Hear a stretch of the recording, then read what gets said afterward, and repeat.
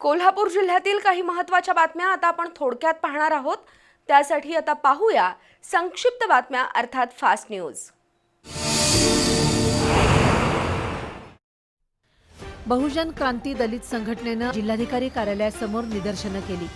गर्भलिंग निदान चाचणी करून गर्भातच सुमारे 300 कळ्या खुडणाऱ्या माजी जिल्हा शल्यचिकित्सक डॉक्टर चंद्रकांत गायकवाड याच्यावर सदोष मनुष्यवधाचा गुन्हा दाखल करावा, त्याचं प्रतिभा हॉस्पिटल सील करून दप्तर जमा करावं, गर्भपात करून मिळवलेल्या पैशातून डॉक्टर गायकवाड यांनी खरेदी केलेली मालमत्ता जप्त करावी, या प्रकारातील एजंट तसंच लिंगनिदान चाचणी आणि गर्भपात करण्यासाठी पाठबळ देणाऱ्या घटकांवर गुन्हे दाखल करावेत अशा मागण्या केल्या आहेत। मागणीचं निवेदन जिल्हा प्रशासनाला देण्यात आले।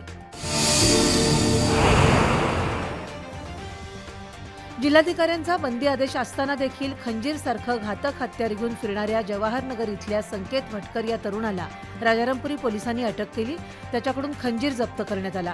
भटकर हा शेंडा पार्क इथल्या आयसोलेशन हॉस्पिटल परिसरात शस्त्र घेऊन फिरत होता।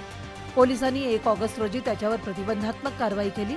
त्याला न्यायालयासमोर उभं केलं असता त्याची न्यायालयीन कोठडीत रवानगी करण्यात आली आहे।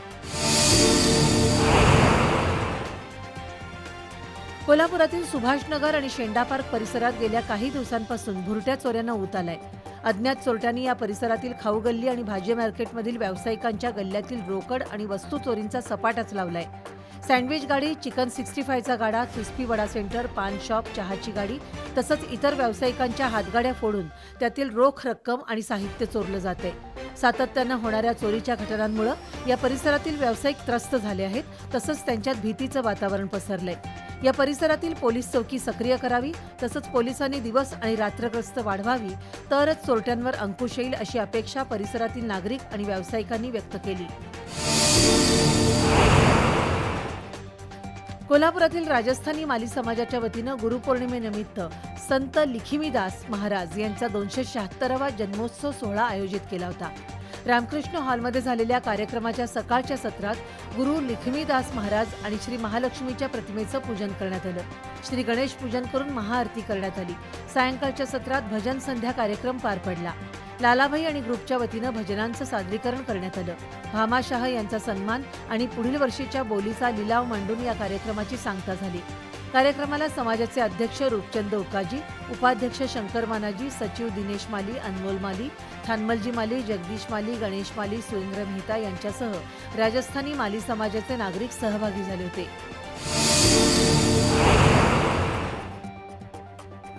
स्वरांचे बादशाह ख्यातनाम पार्श्वगायक स्वर्गीय मोहम्मद रफी यांना कोल्हापुरातील महावीर महाविद्यालयामध्ये स्वरांजली वाहण्यात आली।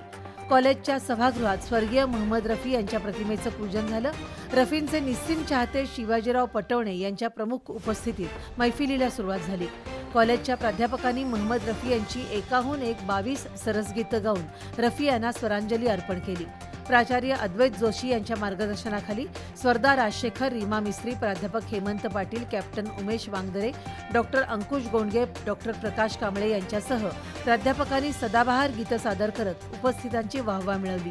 या मैफिलीचं सूत्रसंचालन प्राध्यापक हेमंत पाटील यांनी केलं। यावेळी प्राध्यापक आणि विद्यार्थी उपस्थित होते। बंगळुरूहून मुंबईला सोमवारी संध्याकाळी निघालेली स्लीपर कोच खासगी बस सकाळी 6:30 वाजता उजळाईवाडी सरनोबतवाडी उतारावर आली। या ठिकाणी विस्तारीकरणाचं काम सुरू असल्यानं महामार्गावरील वाहतूक सेवा रस्त्यावर वळवण्यात आली आहे। त्यातच चालकाला डुलकी लागल्यानं बस रस्त्याकडेला गेली। त्या परिसरात नाल्याचं बांधकाम सुरू असून खोलगट भाग आहे। सुदैवानं बस खाली न जाता रस्त्यावर सिमेंटच्या लावलेल्या अडथळ्यांना धडकून 100 फूट जाऊन थांबली।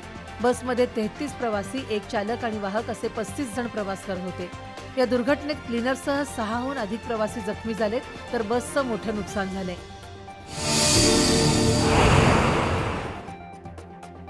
कोल्हापुरातील प्रायव्हेट एज्युकेशन सोसायटी संचलित शेलाजी वनाजी संघवी विद्यालयाच्या इमारतीमधील अत्याधुनिक इंटरॅक्टिव्ह पॅनेलचा उद्घाटन सोहळा पार पडला।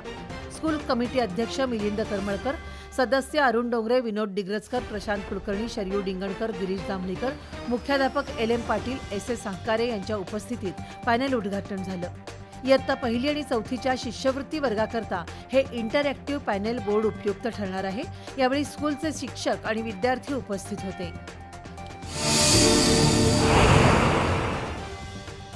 इचलकरंजीतील सुतारमळा परिसरात जुन्या वादातून कोयत्यानं वार करून अमर कोरवी या 38 वर्षीय तरुणाचा निर्दयीपणे खून करण्यात आला होता.